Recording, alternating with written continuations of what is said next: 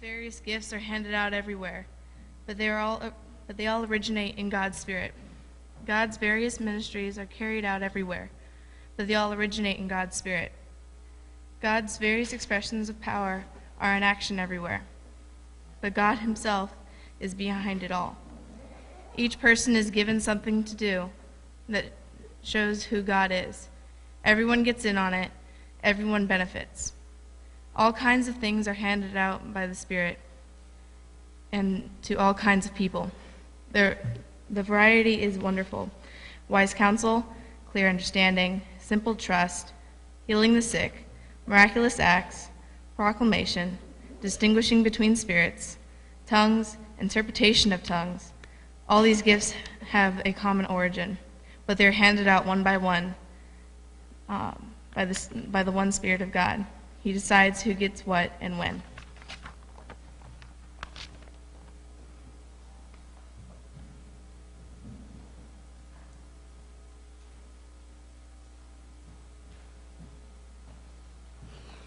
Good morning. I like these Sundays very much.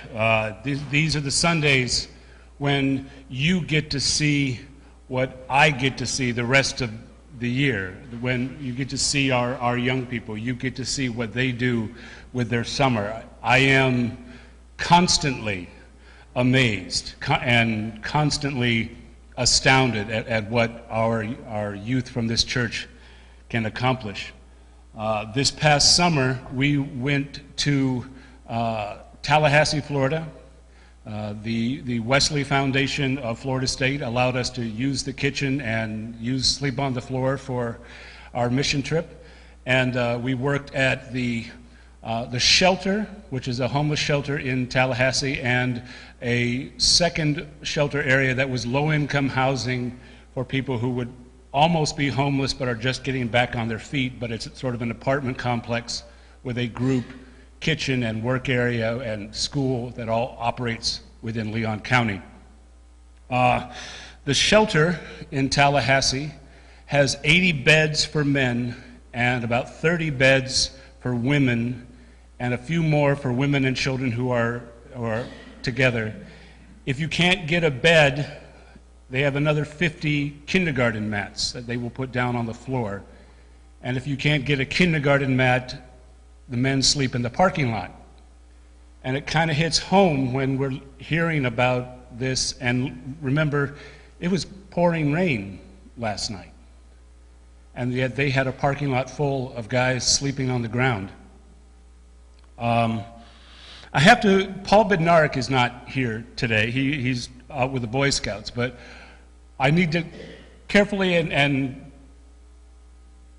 I can't even come up with the right word. I need to sing Paul's praises today.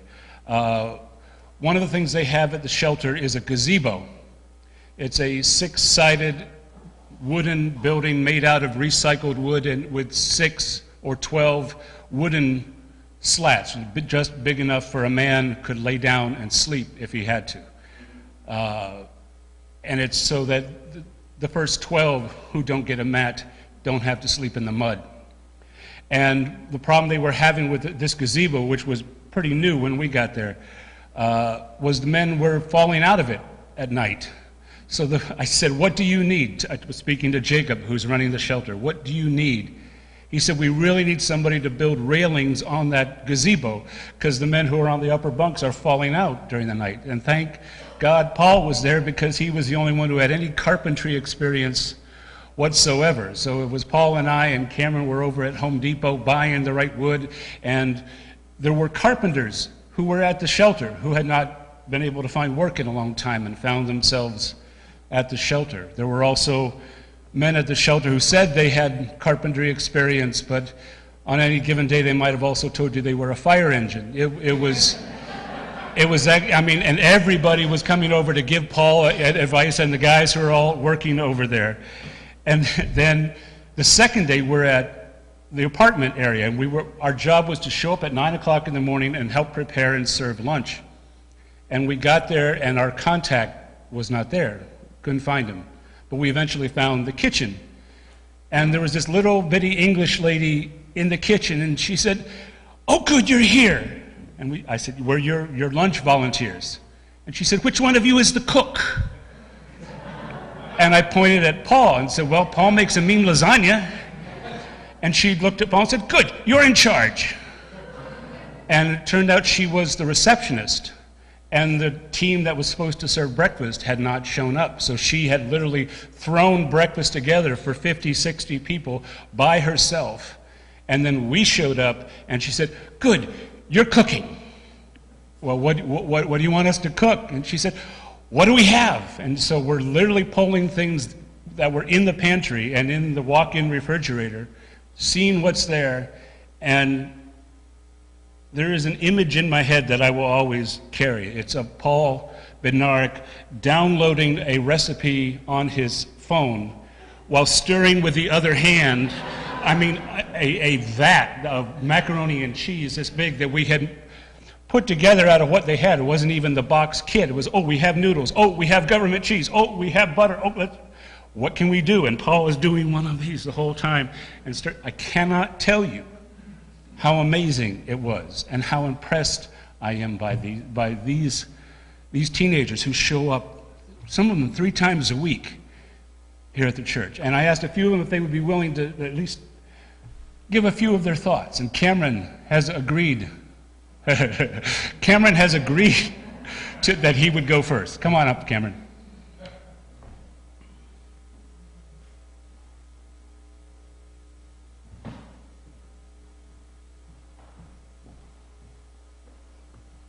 Good morning. Yeah, as Steve said, we went to Tallahassee over the summer, and we worked in the shelter and then also the other little place where we cook food, and that was good. The things that have impacted me, which I thought was fun, and because we were doing it for a good cause, I found out that people do have less than you, and it felt good to like help them out and cook food and do different things, helping them out. And then also, it felt good for the gazebo that was outside that people have to sleep on, building the railing for it so they don't fall off. And it was cool how when we were there, people, all the people were helping out and just saying like, oh, you should do this, put the nails there, and just helping out building the gazebo with us. And then also when I wasn't working with the gazebo, we were inside folding clothes for the homeless people to wear and just helping them fold it out because they were all just rolled up, shoved in the garbage bags and on the floor. So we took them out of the garbage bags, refolded them, and then put them back in the garbage bag and then sent them out ready to go. And then on the second day we were working, when we went and worked cooking food, it was funny because like Paul was always cooking with his phone, like Steve said, and like it was cool because we cooked like meals for dinner and lunch for 50 to 60 people, all in like 3 hours. We cooked all that for 3 days for them to have dinner and lunch for for those dinner and lunch for 3 days. And I thought that was cool because not only we were just helping them out by cooking food for them so they don't have to do it themselves and find stuff to eat. And that's what we did over the summer.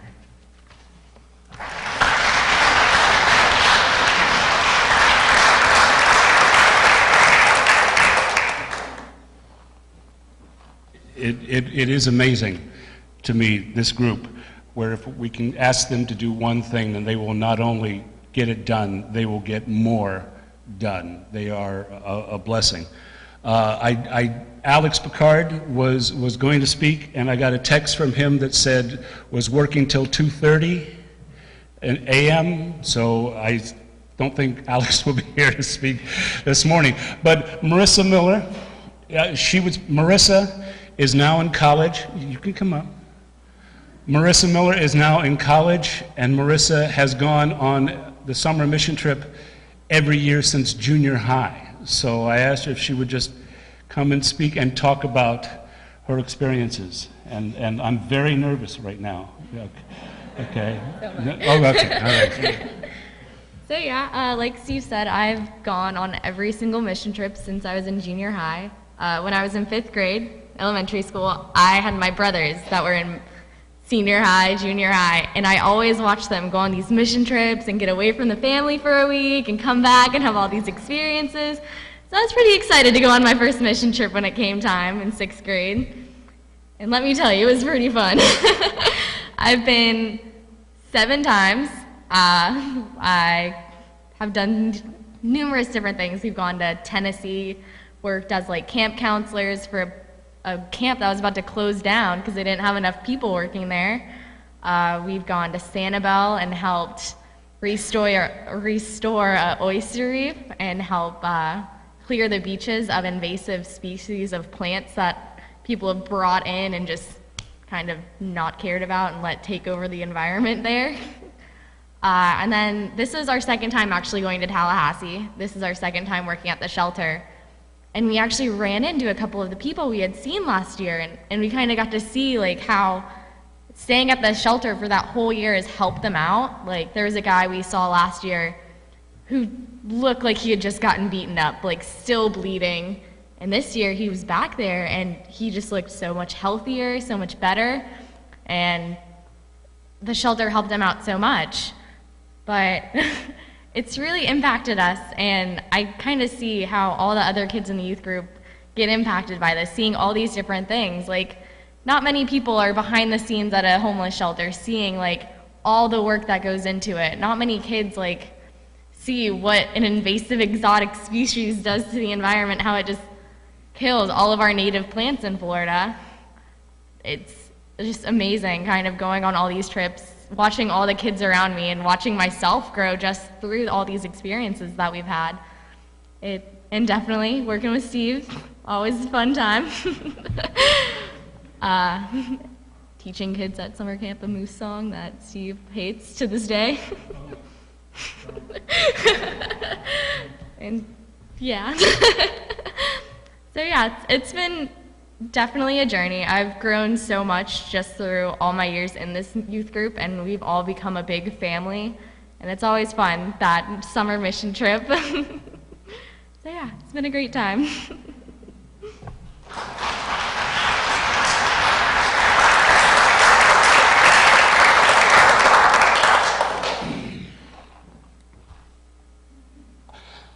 I am not worried.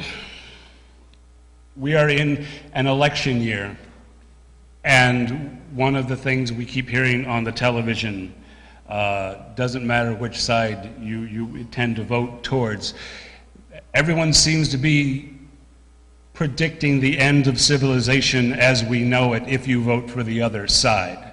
Both sides will do that. I am not worried.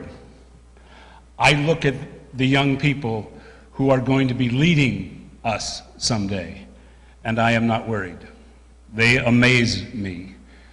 To take them on these excursions, either sweating in a kitchen or folding clothes that you know are going to be worn by somebody who doesn't have anything except what's on their body, or up to your waist in mud and muck hauling oyster shells because we decided to do something for the environment one year. Suddenly, oh, wait a minute, this is actually work, and you have a 35-pound bag of oyster shells slicing your arms, moving these things. Or working in a shelter and watching them accomplish not only what they were asked to do, but 10 times more. I am not worried. These are amazing young people, and they have my respect, and they deserve yours. So as we're going to play the video, as we do every year, these are some shots and pictures of what happened this past summer. Those youth who are here will be out in the back, so you can say hello and thank you. There are also 2 large yellow buckets that say Youth Mission Fund if you would like to donate to next year's mission fund. I'm not above begging at this point. So thank you again for letting us be your mission team. Thank you for letting us be the hands and feet and eyes and ears of Christ in this world with your support, your prayers. It really is appreciated.